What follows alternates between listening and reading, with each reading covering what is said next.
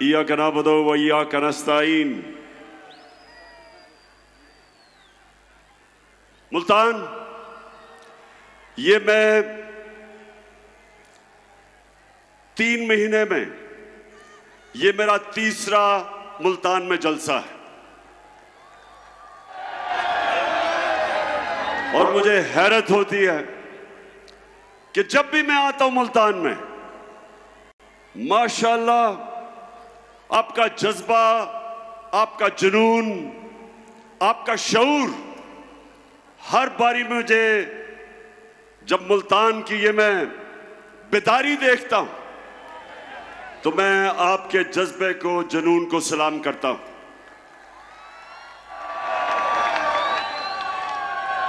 अब मुल्तान, आज मैंने आपसे कई बातें करनी हैं, लेकिन सबसे पहले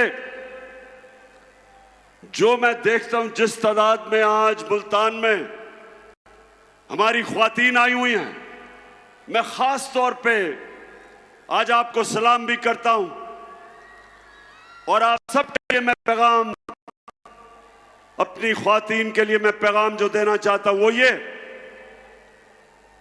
कि देखें, अपने बच्चों को आपने खास तौर पे एक चीज समझानी है। नौजवानों, ये आपके लिए भी है। हमने अपने बच्चों को समझाना है कि कोई मुल्क अजमत पे नहीं जा सकता,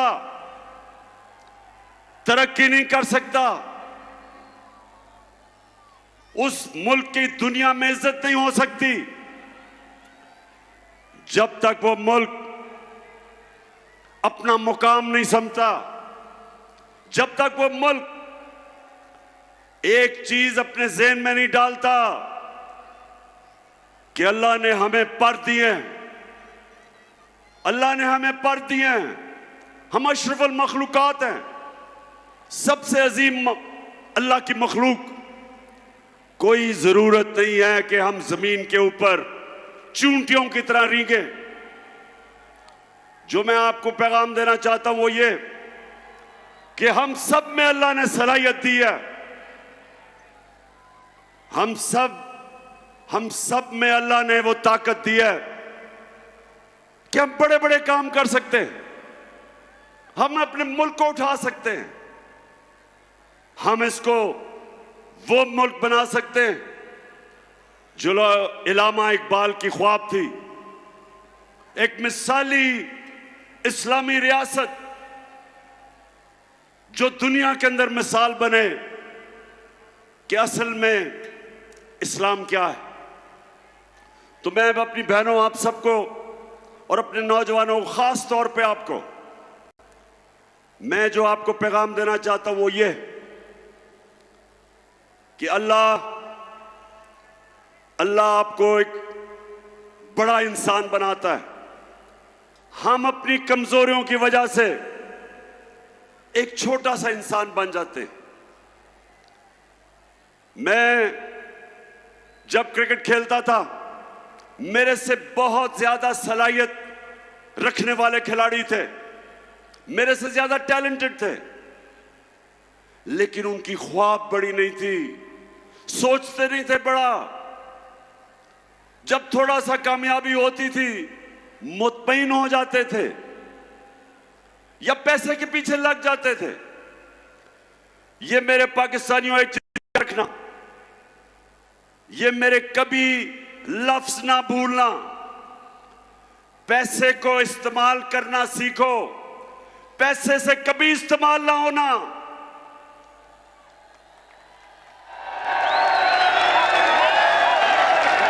पैसे के बुत की कभी पूजा ना करना। हजरत मूसा जब वो 40 दिन के लिए गए तो पीछे उनकी कौम, जो कुरान शरीफ में आता है कि सोने की गाय की पूजा कर दी, मतलब कि पैसे की पूजा शुरू हो गए। तो ये याद रखें कि ये जो मेहरबानों का मुखालिफ है वो भी पैसे के बुत की पूजा करता है। वो भी पैसे को बड़ा समझता है जिस तरह उसका लीडर आसिफ जरदारी समझता है। कभी भी मेरे मुल्तान के पाकिस्तानियों, ला इलाहा इल्लल्लाह का मतलब समझो। स्वाय अल्लाह के जब आप किसी के चीज के सामने झुकते हैं वो शिर्क है, चाहे वो पैसे का बुत है, चाहे वो खौफ का बुत है। आजकल मेरी टीम के लोगों को, मेरे एमपीज को टेलीफोन आते हैं धमकियों के कि ये पार्टी छोड़ो। मीडिया को धमकियां दी जाती हैं, मीडिया हाउसेस को धमकियां दी जाती हैं, एंकर्स को, सहाफियों को डराया जाता है कि इमरान खान के साथ ना चलो नहीं तो हम ये कर देंगे। तो मेरी कौम, ये सबसे खौफनाक बुत पैसे के बुत के अलावा खौफ का बुत है। खौफ भी एक बड़े इंसान को छोटा बना देता है। आज तक कोई बड़ा खिलाड़ी नहीं निकला जिसने अपने खौफ को काबू नहीं पाया। आज तक कोई बड़ा फौजी नहीं निकला जिसको तगमे मिले हो, जिसने अपने खौफ के बुत के ऊपर काबू ना पाया हो। बड़ा बिजनेसमैन बना जिसको नुकसान से डर, उस डर के ऊपर काबू ना पाया हो। कोई भी इंसान जो अपनी ख्वाब के पीछे जाने से डरता है वो बड़ा इंसान नहीं बनता। और इसलिए मैं जब प्राइम मिनिस्टर था, मैंने रहमतुल आलमीन अथॉरिटी बनाई। उसका मकसद क्या था? क्या मकसद था? उसका मकसद यह था कि मेरे बच्चों को, इस मुल्क के नौजवानों को पता चले कि आज से तकरीबन 1500 साल पहले जब मेरे नबी सल्लल्लाहु अलैहि वसल्लम ने दुनिया की तारीख का सबसे बड़ा इनकलाब लेके आए थे, वो कैसे उन लोगों को जिनकी कोई हैसियत नहीं थी, कैसे उन्होंने उनको दुनिया की इमामत करवा दी। ये तारीख का हिस्सा है कि वो अरब जो मदीना में मक्का में बसते थे, उनके दोनों तरफ दुनिया की उस वक्त की अजीम सुपर पावर्स थी, इनकी हैसियत ही कोई नहीं थी। और मेरे नबी सल्लल्लाहु अलैहि वसल्लम ने मदीना की रियासत में उनको ऐसा तब्दील किया, उनको छोटे से लोगों को बड़े इंसान बना दिया, उनके खौफ खत्म कर दिए। जो अल्लाह के सिवा जिन बुतों की वो पूजा करते थे, बुत खत्म कर दिए। वो लोग परवाज करते करते कई 100 साल तक उन्होंने दुनिया की इमामत की, दुनिया के अजीम तरीन कौम बन गए। इसलिए अल्लाह हमें हुक्म देता है कि नबी सल्लल्लाहु अलैहि वसल्लम के रास्ते पे चलो। इसलिए नहीं कि आप अल्लाह को फायदा पहुंचाते, इसलिए कि जब आप नबी के रास्ते पे चलते हैं, आप एक छोटा सा आदमी बड़ा इंसान बन जाता है, इंसानों को पर लग जाते हैं। तो मेरी सबसे बड़ी कोशिश है कि मेरी अपनी कौम को किसी तरह अपने नबी की सुन्नत पे चलाऊं, ताकि मेरी कौम भी एक अजीम कौम बने। और वो बननी थी जो इलामा इकबाल की ख्वाब थी, और जो मेरे लीडर कायदे आजम ने जिसकी जदोजहद की थी, वो एक अजीम कौम थी। वो बननी थी, दुनिया के अंदर मिसाल हमने बनना था। उस रास्ते पे हमें वापस जाना है, और उसके लिए मुल्तान हमें हकीकी आजादी की जदोजहद करनी है। हमने अपने मुल्क को आजाद करना है। ये जो बैरूनी मुल्क साजिश के तहत चोरों को ऊपर बैठाया, जो बैरूनी मुल्क के गुलाम हैं, जिनके पैसे मुल्क से बाहर पड़े, ये जरदारी और नवाज शरीफ 30 साल से मुल्क का पैसा चोरी करके बाहर ले गए। ये वो लोग हैं जिनके जरिए हमें रिमोट कंट्रोल किया जाता है। ये वो लोग हैं जो दूसरों के बैरूनी मुल्कों के हुक्म पे हमारे फैसले करते हैं। इनमें इतनी जुर्रत नहीं कि जब रूस हमें सस्ता तेल बेच रहा था, जब मैं रूस गया और उन्होंने हमें सस्ती गंदम भी देनी थी, सस्ता तेल भी देना था, इन्हों में जुर्रत नहीं थी कि इनका जो आका है, जिन्होंने इनको ऊपर बैठाया, जो अमेरिकी साजिश के तहत आए कि कहीं अमेरिका ना नाराज हो जाए, लिहाजा मेरे लोगों को महंगा तरीन तेल, डीजल, पेट्रोल और उसकी वजह से बिजली, तो मुल्तान हमारी कोशिश है कि हम अपने मुल्क को आजाद करें। सबसे पहले मुल्क के फैसले पाकिस्तान में हो। हम अपने मुल्क को अपने पैर पे खड़ा करें। हमें कभी किसी और मुल्क के सामने हाथ ना फैलाने पड़े कि जब एक कौम किसी और मुल्क के सामने हाथ फैलाती है उसकी इज्जत नहीं होती। हरे पासपोर्ट की इज्जत नहीं होगी जब तक हम अपने पैर पे ना खड़ा हो। और मैंने एक पूरा प्रोग्राम बनाया है, क्योंकि जिधर इन्होंने मुल्क पहुंचा दिया, जिस तरह के पाकिस्तान को इन्होंने 2 महीने में जो कर्जे लिए हैं, जिस तरह कर्जों की दलदल में भी गिर रहे हैं, हमारी माइशत भी नीचे जा रही है, हमारी इंडस्ट्री भी नीचे जा रही है। हमारे किसानों के लिए जो भी शाह महमूद कुरैशी ने बताया कि कितने बुरे हालात हमारे आज किसानों के हैं। ट्यूबवेल में डीजल, उसकी कीमत ऊपर, बिजली वो दुगनी से भी ज्यादा। तो जो किसान के पास पैसे, उसके खर्चे इतने चले गए हैं कि वो अपनी जमीन के ऊपर पैसा नहीं लगा सकता। इंडस्ट्री जब बंद हो गई, बेरोजगारी बढ़ रही है। जो हमने दुनिया को एक्सपोर्ट्स करके अपनी दौलत में इजाफा कर रहे थे, याद रखें हमारे 3.5 साल में पाकिस्तान की सबसे ज्यादा रिकॉर्ड एक्सपोर्ट्स हमारे जमाने में थी। सबसे ज्यादा बैरून मुल्क ने पैसा पाकिस्तान में हमारे जमाने में भेजा। सबसे ज्यादा टैक्स इकट्ठा किया हमने किया। हमारे जमाने में 4 जो बड़ी बड़ी फसलें थी, तारीखी उनकी पैदावार थी। किसान के पास तारीखी पैसा गया। किसान के पास जो उसकी आमदनी थी, कभी किसान को इतना पैसा नहीं मिला जो हमारे आखिरी 2 साल में मिला। और उसके अलावा हम हेल्थ कार्ड लेके आए कि इसके IMF के प्रोग्राम में होते हुए हमने अपने फैसला किया कि हर खानदान को 10 लाख रुपए की हेल्थ इंश्योरेंस किसी भी अस्पताल में जाके अपना इलाज करवा सकते थे।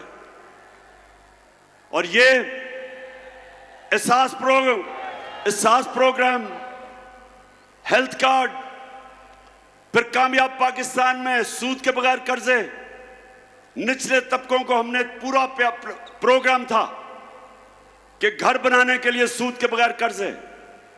और ये तब जबकि हम भी IMF के प्रोग्राम में थे। तो मैं आज ये कहना चाहता हूं कि वो जो मुल्क ऊपर जा रहा था, एक साजिश के तहत उन्होंने हमारी गवर्नमेंट गिराई। और जब से ये हुकूमत आई है, कीमतें आसमानों पे, माइशत जमीन पे। और मैं आज आपके पास इसलिए आया हूं कि एक तो हमने इनसे अपने आप को आजाद करना है। अब सबने मेरे से वादा करना है कि इन इलेक्शनों के अंदर आपने सबने इसको अपना इलेक्शन समझना है। अपने बच्चों के, अपने आने वाली नस्लों के लिए आपने इन सबको शिकस्त देनी है। मुल्तान, आप तैयार हो? बताएं मुझे। अच्छा मुल्तान, मैं जरा आज आप सबको तफसील में तो बताना चाहता था कि सारा दिन मैंने आज अदालत में गुजारा है, लेकिन क्योंकि अभी केस चल रहा है इसलिए उस केस पे तो मैं बात नहीं करूंगा। लेकिन मैं अपने सारे पाकिस्तानियों को आज बताना चाहता हूं कि ये मेरा नजरिया है, ये मेरा ईमान है कि जब तक इस मुल्क में कानून की बालादस्ती यानी कि इंसाफ नहीं होगा, ये मुल्क तरक्की नहीं कर सकता। जब तक इस मुल्क में हमारी अदालतें आजाद और मजबूत नहीं होंगी, जब तक वो इंसाफ नहीं देंगी, पाकिस्तान छोड़े कोई मुल्क तरक्की नहीं कर सकता। सारी दुनिया में अपनी उम्र में फिरा हूं, सारी दुनिया तकरीबन देख ली मैंने। एक नतीजे पे मैं आया मुल्तान के खुशहाल मुल्क और उस मुल्क जिधर गुर्बत होती है, सिर्फ एक फर्क होता है, खुशहाल मुल्कों के अंदर इंसाफ होता है और गरीब मुल्कों के अंदर जुल्म का निजाम होता है, जिसके मुतालिक हजरत अली रजी अल्लाह ताला ने कहा था कि कुफर का निजाम चल जाएगा, जुल्म का निजाम नहीं चल सकता, नाइंसाफी का निजाम नहीं चल सकता। हमारा सबसे बड़ा मसला कि ताकतवर के लिए एक कानून, कमजोर के लिए दूसरा। मैंने 26 साल पहले से अपनी कौम को उनकी तरबियत करने की कोशिश की इंसाफ के अंदर, क्योंकि मैंने बरतानिया में जो निजाम देखा उसकी सबसे बड़ी कामयाबी की वजह यह कि वहां इंसाफ कोई कानून के ऊपर नहीं, ताकतवर के लिए भी वो कानून, कमजोर के लिए भी वो। हमारा मुल्क का अलमिया क्या है? मुझे अभी भी मशवरे दिए जाते हैं कि इमरान खान तुम ऑपोजिशन को साथ मिला के चलो। जब मैं हुकूमत में था, अब कहते हैं कि हुकूमत असेंबली में चले जाओ, इनके साथ इकट्ठे बैठ के मामले तय करो। पाकिस्तानियों मेरी एक बात सुन ले आप, मेरे नबी सल्लल्लाहु अलैहि वसल्लम ने जब फतह मक्का की तो उन्होंने सब काफिरों को माफ कर दिया, सबको माफ कर दिया।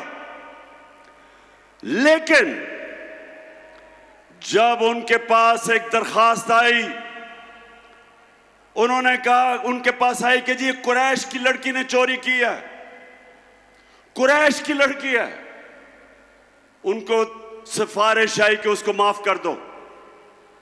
आगे से उन्होंने जवाब दिया, जो सबसे रहमतुल इंसान, रहमतुल आलमीन, दुनिया के लिए रहमत बन के आए थे, उन्होंने कहा मुल्तान कि मेरी अगर बेटी भी चोरी करे उसको भी मैं नहीं छोड़ूंगा, उसको भी सजा मिलेगी। यानी कानून के ऊपर कोई नहीं, मेरी बेटी भी नहीं है। तो यहां जब से मैं 26 साल में पॉलिटिक्स आया हूं, ये दो खानदान जो 30 साल से मुल्क को लूट रहे हैं, 30 साल से बारियां ले रहे हैं, हमेशा मुझे यह कहा जाता है कि इमरान खान आप ये क्या सियासत, क्या इनसे मुफाहमत करें, इनसे बैठ के बात करें। मैं आज अपनी कौम को कहता हूं, मैं हर किसी के साथ बात करने के लिए तैयार हूं, हर किसी के साथ। किसी का नजरिया फर्क है, कोई मेरे खिलाफ नजरियाती तौर पे, हर किसी से मैं बात करने के लिए तैयार हूं, लेकिन चोरों से कभी बात करने के लिए नहीं तैयार। जिस वक्त एक माशरा चोरी को बुरा नहीं समझता, वो कौम अपनी कब्र खोद देती है। जब आप ये कहते हैं कि फलाने ने इतनी करप्शन की, और वो जब जाता है नैब की अदालत में तो उसके ऊपर फूल फेंकते हो। जब एक माशरा बुराई को बुरा नहीं समझता, अपनी तबाही का दरवाजा खोल देता है। इसलिए अल्लाह ने कुरान में हुक्म दिया है, अमर बिल मारूफ, अच्छाई के साथ खड़े हो, बुराई के खिलाफ खड़े हो। हुक्म दिया कौम को हुक्म दिया है कि अगर तुमने अपनी बेहतरी का सोचना है तो बुराई के खिलाफ जिहाद करो। कहीं कुरान में नहीं लिखा कि बदी के साथ मुफाहमत करो। और मैं अपनी ख्वातीन को भी ये कहना चाहता हूं कि अपने बच्चों को ये जो हुक्म है अल्लाह का, अमर बिल मारूफ, अच्छाई की तरबियत करें, अच्छाई और बुराई में फर्क बताएं। क्योंकि जो मगरिब में मैंने माशरे देखे हैं वो वाकई अमर बिल मारूफ पे चलते हैं। वो माशरे जिनको हम काफिर कहते हैं, वो माशरे अमर बिल मारूफ पे चलते हैं। और हम अपने आप को मुसलमान कहते हैं। और हम तमाशा क्या देखते हैं कि छोटे चोर जेलों में और बड़े बड़े डाकू, कोई वजीर आजम बन जाता है, कोई वजीर बन जाता है, कोई असेंबलियों में चला जाता है।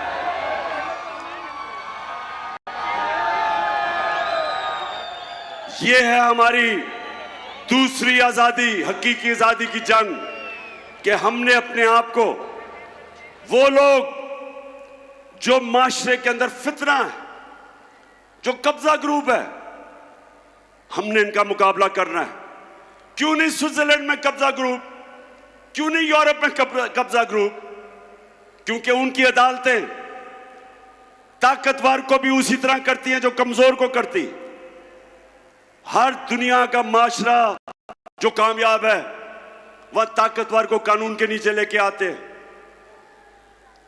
हमने एक मिनट, 26 साल पहले मैंने जब पॉलिटिक्स शुरू की थी इसी चीज के ऊपर कि पाकिस्तान में हमने इंसाफ की जंग लड़नी, और मेरा मुकाबला इन दो करप्ट खानदानों के साथ था जो समझते थे कि इंसाफ के ऊपर है।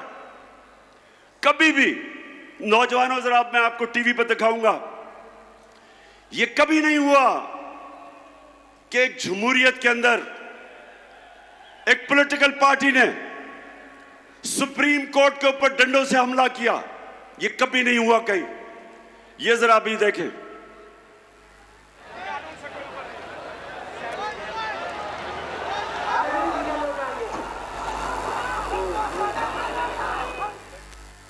ये सुप्रीम कोर्ट के बाहर खड़े हैं। ये 1997 की बात है। पुलिस ने रास्ता दिया इनको, नवाज शरीफ की हुकूमत थी। ये जरा देखें, सुप्रीम कोर्ट में पुलिस ने इनको नून लीग के गुंडों को जाने दिया क्योंकि वो नवाज शरीफ के खिलाफ फैसला करने लगा था जस्टिस सजाद अली शाह। और ये देखें कि पुलिस तमाशा देख रही है और डंडे लेके 1997 में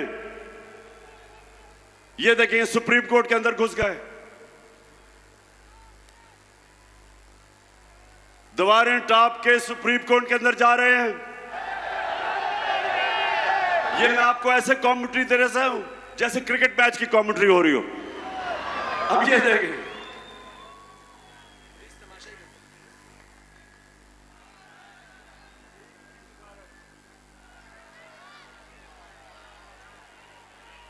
सुप्रीम कोर्ट के ऊपर चढ़ गए और पुलिस तमाशा देख रही है। ये सुने, अब मैं ये आपको क्यों दिखा रहा हूं, ये किसी जमहूरियत में नहीं होता।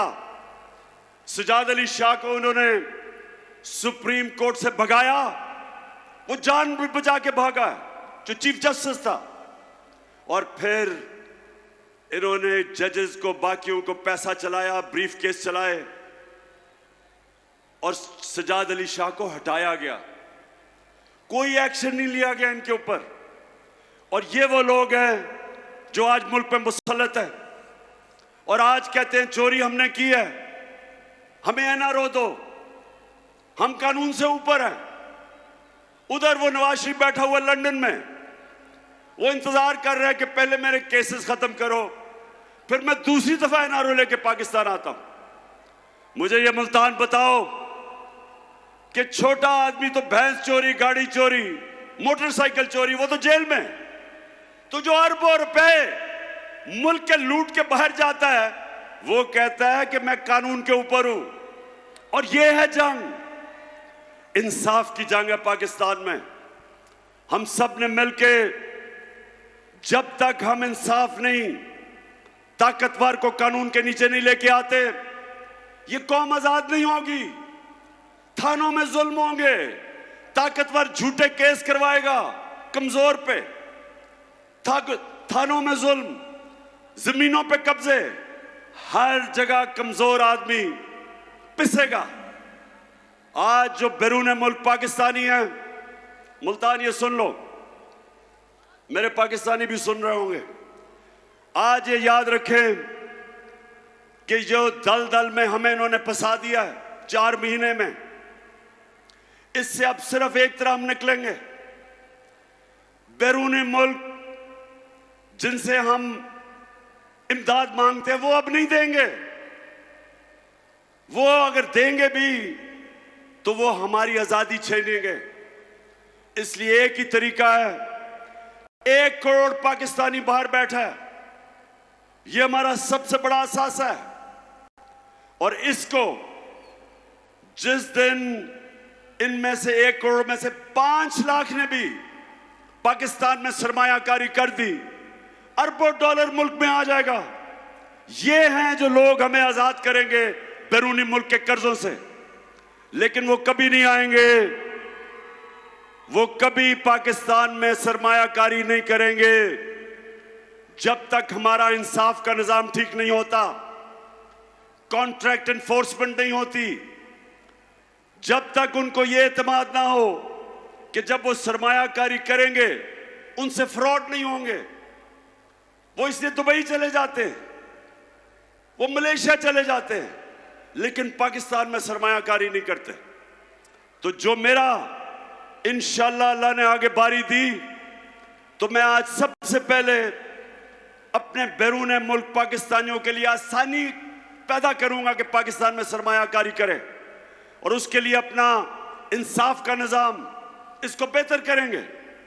और उसकी वजह से इंशाअल्लाह ये आप देखते रहेंगे कि बजाय किसी के सामने हाथ फैलाए, हम पाकिस्तान को उठा देंगे और इंशाअल्लाह वो मुल्क बनेगा जो इसको बनना चाहिए था 75 साल पहले। आखिर में मुल्तान, मुझे ये बताओ कि ये जो भाग गए हैं मैच खेलने से, ये जो भगौड़े हो गए हैं,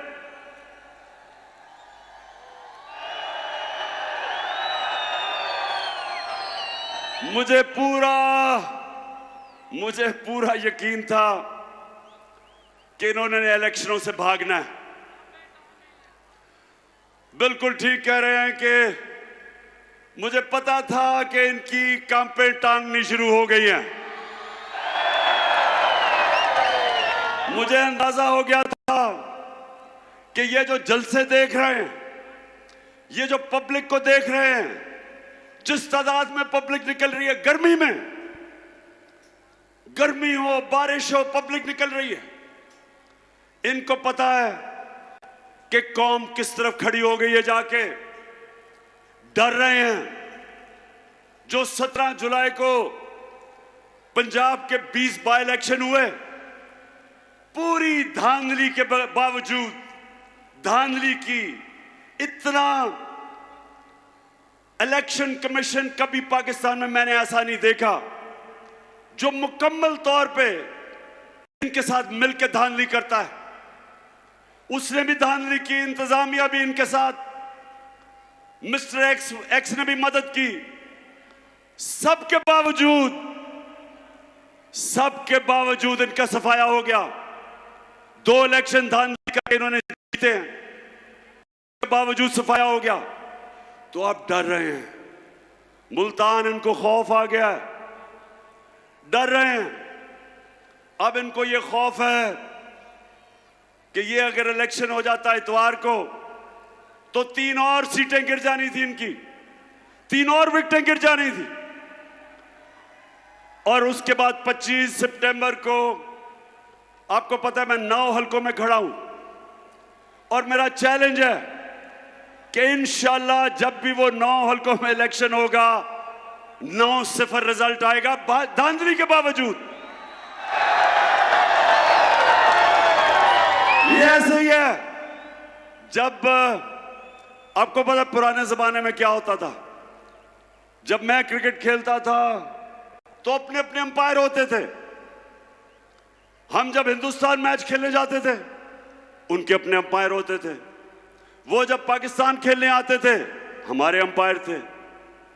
वो पाकिस्तान में नहीं जीत सकते थे, जिधर हमारी टीम को मुश्किल पड़ती थी अंपायर मदद करने के लिए आ जाते थे। उधर जब जाते थे तो उधर जब हम मैच जीतने लगते थे उनके अंपायर मदद करने के लिए आ जाते थे। तो वाहिद कप्तान था, हिंदुस्तान गया, उनके अंपायर थे, उनके अंपायरों के बावजूद आपका कप्तान जीत के आया। मुल्तान इस बारी पहले हमने 17 जुलाई को जो चीफ इलेक्शन कमिश्नर ने इनके साथ मिलकर बैटिंग की उसको भी हराया, इनको भी हराया, इंतजामिया भी इनकी थी उसको भी हराया और मिस्टर एक्स को भी हराया। और इंशाल्लाह अब भी जब भी इलेक्शन होंगे मेरा सबको चैलेंज है कि तुम जो मर्जी कर लो, पाकिस्तानी कौम फैसला कर बैठी है। जो मर्जी करो, पूरी कोशिश है इनकी कि किसी तरह इमरान खान को मैच से निकाला जाए। ये हम जब छोटे होते थे ना मुल्तान, हम जब छोटे होते थे तो जब आपस में क्रिकेट मैच खेलते थे तो जो टीम हार रही होती थी वो विकेटें उठा के भाग जाती थी। ये इन्होंने किया है, हार रहे थे विकेटें उठा के चले गए, मैच ही कैंसिल कर दिया इन्होंने। लेकिन मेहरबानों, मुझे तो बड़ी खुशी हुई कि जिस तादाद में हमारी ख्वातीन आई हैं, मेहरबानों ने सुना, बड़े जलसे किए और अपनी औरतों को। और ये याद रखें, जिस कौम की औरतें बेदार हो जाएं, शऊर आ जाए, वो कौम को कोई गुलाम नहीं बना सकता। आजकल हालात ऐसे हैं मुल्तान, आजकल हालात ऐसे हैं कि वालिद जनाब या पीपल्स पार्टी या नून लीग के लिए मेहनत कर रहा है, जब घर आता है तो पता चलता है कि बीवी बच्चे सारे तहरीक इंसाफ में आ गए हैं।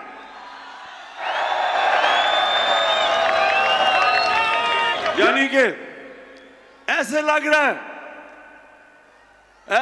रहा है कि जैसे पुराने जमाने के अंदर जब मेरे नबी सल्लल्लाहु अलैहि वसल्लम ने तबलीग की और लोगों को इस्लाम की तरफ लेके आए और राय हक पे लेके आए, तो एक वक्त ऐसा था कि आदमी कहीं और होता था, घर में औरतें और नौजवान इस्लाम कबूल कर लेते थे। आज माशाअल्लाह कौम ऐसी बेदारी आई है और शऊर आया है कि वो ये दो जमातों को 30 साल से देख रही थी, और आज ऐसी बेदारी है कि जो भी आज कोशिश करें, औरतें, बच्चे, नौजवान, बल्कि बूढ़े भी आप फैसला कर बैठे हैं कि इन दो जमातों के साथ नहीं चलना, जिन्होंने सारी जिंदगी इनको सपोर्ट की थी।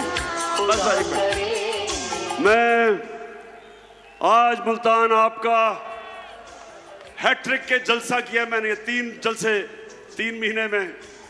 मैं आज आपका शुक्रिया अदा करता हूं, जिस गर्मी में और जिस सुकून में और जिस शऊर से आपने मेरी बातचीत सुनी, मैं आपका शुक्रिया भी अदा करता हूं। आएंगे मुल्तान, आपने मेरे से वादा करना है कि इनको ऐसा फेंटा लगाना है ऐसी शिकस्त देनी है, ऐसी शिकस्त देनी है कि अगले इलेक्शन में आपने 2/3 अक्सरियत तहरीक इंसाफ को दिलवानी है, 2/3 अक्सरियत, ताकि हम इस मुल्क में वही हकीकी आजादी का इनकलाब ला सके। पाकिस्तान जिंदाबाद।